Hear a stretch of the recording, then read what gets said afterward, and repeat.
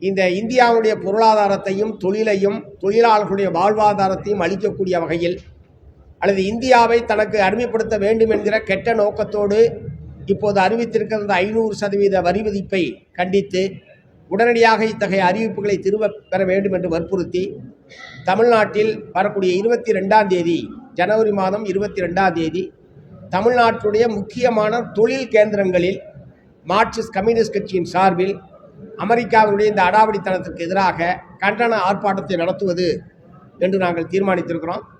சென்னை, கோவை, திருப்பூர், ஈரோடு, சேலம், கரூர், ஒசூர் ஆகிய 10 இடங்களில் இந்த கண்டன ஆர்ப்பாட்டம் என்பது 22ஆம் தேதி நடைபெறும்.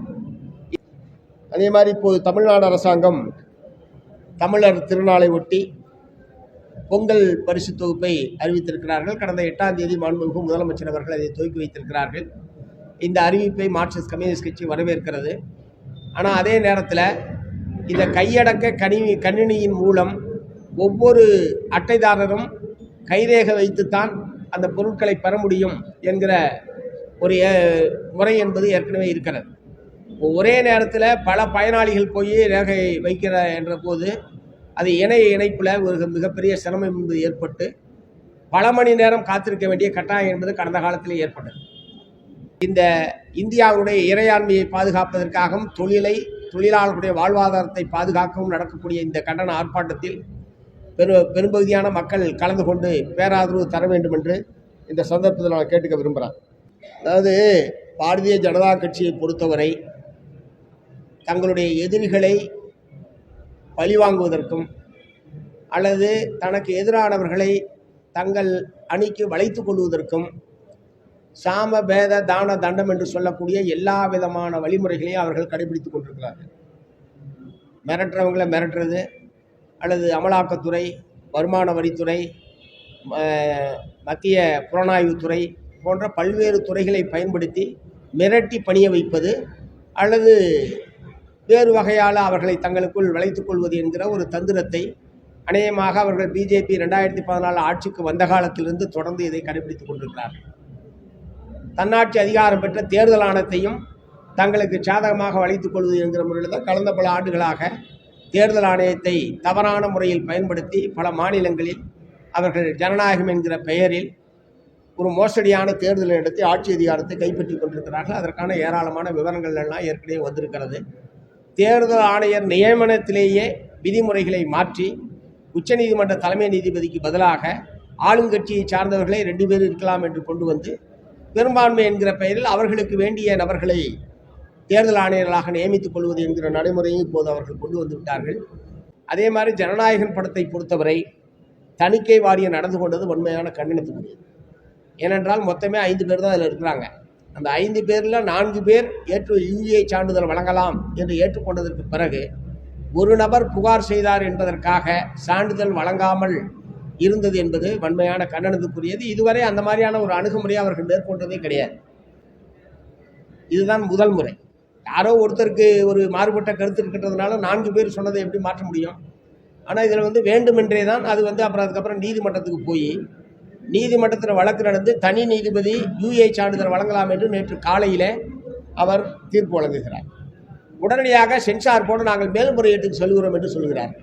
இதுவரைக்கும் திரைப்படத்தில் எந்த ஒரு திரைப்படத்துக்காவது சான்றிதழ் வழங்குகிற விஷயத்தில் மேல்முறையீட்டுக்கு இதுவரைக்கும் தணிக்கை வாரியம் சென்றிருக்கிறதா என்று நான் கேட்க விரும்புகிறேன். இது என்ன அவ்வளோ முக்கியமான பிரச்சனையா? நீங்கள் யூ சான்றிதழ் வாங்கலாம், ஏ சான்றிதழ் வாங்கலாம், யூஏ சான்றிதழ் வழங்கலாம். ஏதாவது ஒரு சான்றிதழ் வழங்குவதற்கு பதிலாக இதில் உயர்நீதிமன்றத்தில் மேல்முறையீடு செய்வது எதற்காக செய்கிறார்கள்? இது வேண்டுமென்றே காலம் கடத்துவது அல்லது பழி வாங்குவது, இந்த பொங்கல் அன்றைக்கு அந்த படம் ரிலீஸ் செய்வது என்பதை தடுப்பது என்கிற நோக்கத்தோடு தான் அந்த தணிக்கை வாரியம் உடனடியாக மேல்முறையீட்டுக்கு சென்றிருக்கிறது. மேல்முறையீட்டில் நீதிபதி என்ன பண்ணுறாருன்னா, நாளைக்கு திங்கக்கிழமையே கூட அந்த வழக்கை எடுத்துகிட்டு இருக்கலாம். அவர் 21ஆம் தேதிக்கு அந்த வழக்கை தள்ளி போடுறார்.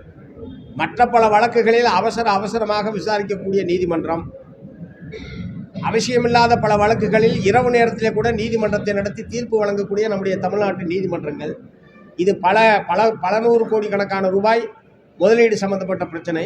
ஏற்கனவே விளம்பரம் செஞ்சாச்சு. இந்திய நாடு முழுவதும் விளம்பரம் செஞ்சு அந்த படத்தை ரிலீஸ் பண்ணுறதுக்கான ஏற்பாடு பண்ணியாச்சு, விளம்பரங்கள் செஞ்சாச்சு. ரசிகர்கள் பூரா லட்சக்கணக்கில் எதிர்பார்த்து காத்து கொண்டிருக்கிறார்கள். இத்தகைய ஒரு பிரச்சனையில் தேவையில்லாமல் ஒரு 10 நாட்கள் கழித்து இந்த வழக்கை விசாரணைக்கு எடுத்துக்கொள்வது என்று உயர்நீதிமன்றம் முடிவு செய்திருப்பது என்பதும் ஏதோ உள்நோக்கத்தோடு செய்திருப்பதாகவே கருத வேண்டியிருக்கிறது. மூன்றாவது, இவ்வளவு பெரிய அக்கிரமத்தை அவங்க இழைக்கிறாங்க, இவ்வளவு பெரிய வேண்டுமென்றே பண்ணுறாங்க என்பது ஊர் உலகமே பேசிக்கிட்டு இருக்கு. ஆனால் சம்பந்தப்பட்ட ஜனநாயக படத்தினுடைய கதாநாயகன் வாயே திறக்காமல் இருக்காரு. இதுவரைக்கும் வாயே திறக்கல.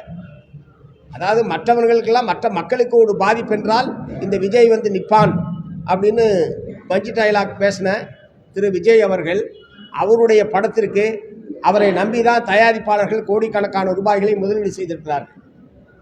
பல நூறு கணக்கான கோடி ரூபாய்க்கு டிக்கெட் என்பது விற்பனை செய்யப்பட்டிருக்கிறது.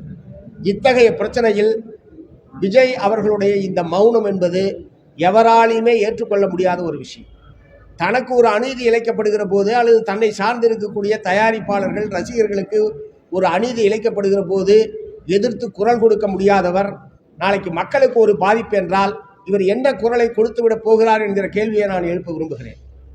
அவர் ஒரு சராசரி நடிகராக இருந்தால் பிரச்சனையே இல்லை. எத்தனையோ படத்துக்கு தடை விதிக்கப்பட்டிருக்கிறது, எத்தனையோ படத்துக்கு சான்றிதழ் வழங்குவதற்கு காலதாமதம் என்பது செய்யப்பட்டிருக்கிறது. இப்போது அவர் ஒரு கட்சியினுடைய தலைவர் என்கிற முறையில் இந்த பிரச்சனையில் அவர் இப்படி மௌனமாக இருப்பது என்பது ஏற்றுக்கொள்ள முடியாத ஒரு விஷயம்.